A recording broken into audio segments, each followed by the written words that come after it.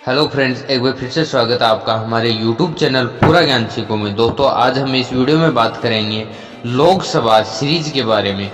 दोस्तों, इस वीडियो में हम बात करेंगे राजस्थान के सभी लोकसभा निर्वाचित क्षेत्रों के बारे में। दोस्तों, राजस्थान में कुल 25 लोकसभा निर्वाचित क्षेत्र हैं, जिसमें हम बात करेंगे जोधपुर लोकसभा क्षेत्र के बारे में। यह उत्तर भारत में आता है और जोधपुर लोकसभा क्षेत्र की स्थापना 1952 में हुई थी। जोधपुर लोकसभा क्षेत्र में कुल 8 विधानसभा क्षेत्र आते हैं, जिसमें फलोदी, लोहावट, शेरगढ़, सरदारपुरा, जोधपुर, सूरसागर, लूणी और पोखरण शामिल हैं। दोस्तों, वर्तमान में यहाँ के सांसद हैं वो हैं गजेंद्र सिंह शेखावत, जो कि भारतीय जनता पार्टी से आते हैं। सबसे पहले दोस्तों हम बात करें 1952 में यहाँ पे चुनाव हुए थे। उसमें जसवंत राज मेहता ने चुनाव जीता था, जो कि निर्दलीय उम्मीदवार थे। उसके बाद में जो चुनाव हुए वो 1957 में हुए। ये चुनाव भी जसवंत राज ने ही जीता था, जो कि उस समय कांग्रेस पार्टी ज्वाइन कर ली थी। उसके बाद में जो अगले चुनाव हुए वो 1962 में हुए, जो कि लक्ष्मी मल सिंघवी ने जीता, जो कि निर्दलीय उम्मीदवार थे।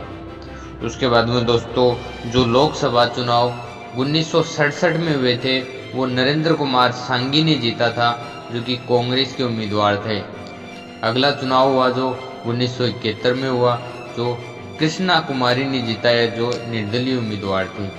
उसके बाद में जो दोस्तों अगला जो लोकसभा चुनाव हुआ 1977 में हुआ, जो रणछोड़ दास गटानी ने जीता था, जो कि जनता पार्टी के उम्मीदवार थे। उसके बाद जो 1980 में चुनाव हुए वो अशोक गहलोत ने जीता, जो कि कांग्रेस पार्टी के उम्मीदवार थे। 1984 के चुनाव में भी अशोक गहलोत ने चुनाव जीता, जो कि कांग्रेस पार्टी से थे। 1989 लोकसभा चुनाव में जोधपुर से जसवंत सिंह ने चुनाव जीता, जो कि भारतीय जनता पार्टी के उम्मीदवार थे। और जो अगले चुनाव हुए 1991 में वह अशोक गहलोत ने जीता था, जो कि कांग्रेस पार्टी के उम्मीदवार थे। अगले चुनाव हुए वो 1996 में हुए, वो चुनाव भी अशोक गहलोत ने जीता था, जो कि कांग्रेस पार्टी के उम्मीदवार थे। दोस्तों, इसी प्रकार 1998 का चुनाव भी लगातार तीसरी बार अशोक गहलोत ने जीता था, जो कि भारतीय कांग्रेस पार्टी के ही उम्मीदवार थे।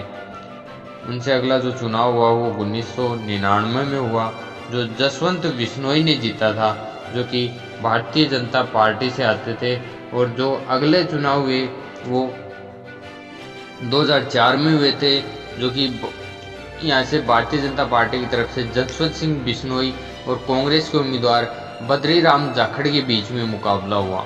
अब बात करें यहाँ 2004 के कुल वोटों की, तो जसवंत सिंह बिश्नोई को 4,34,352 वोट मिले और वहीं बद्रीराम जाखड़ को 3,91,857 वोट मिले थे।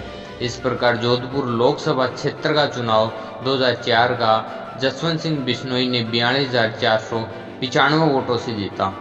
जो अगला चुनाव हुआ वो 2009 में हुआ।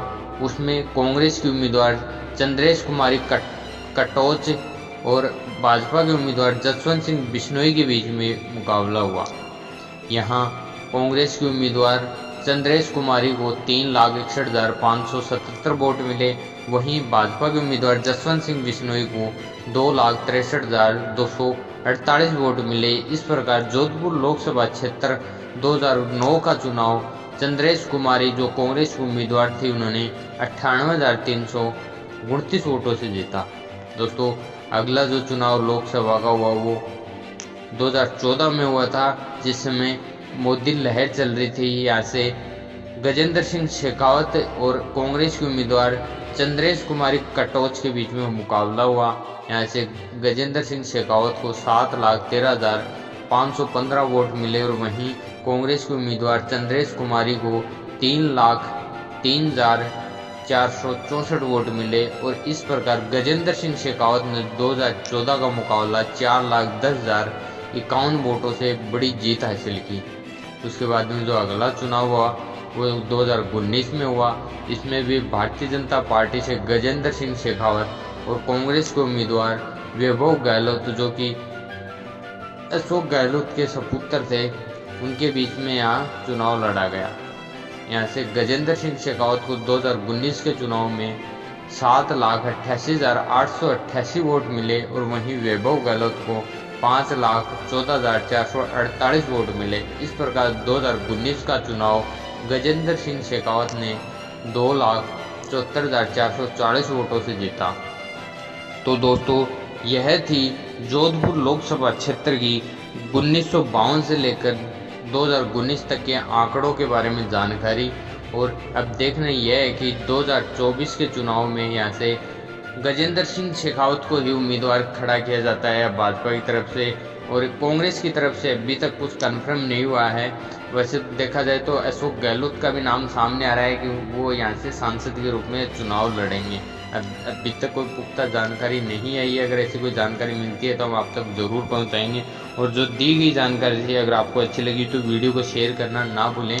और आप किस लोकसभा क्षेत्र से आते हैं, अगर आप अपने क्षेत्र के बारे में जानकारी चाहते हैं तो उस क्षेत्र का नाम कमेंट करें। और आपने अभी तक हमारे YouTube चैनल को सब्सक्राइब नहीं किया है तो चैनल को सब्सक्राइब कर लें। धन्यवाद।